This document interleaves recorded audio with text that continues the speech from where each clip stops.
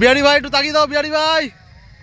সাবাস ভাই, এই তো ভাই ভাই মাছ ধুচ্ছে, এক ভাই আমার পেঁয়াজ কাটছে, আর আমাদের জামাইবু পেঁয়াজ ছাড়াচ্ছে, আর আমাদের সাথে ফাঁকিবাজ মাল বসে বসে খালি দেখে যাচ্ছে। দিবু ভাই টাওয়ারে উঠে সোজা চালাচ্ছে, আর আমাদের তো খাটাল বাবু রয়েছে, একটা খাটাল বয় নাই রয়েছে, খাটাল খাটাল বয় শালা।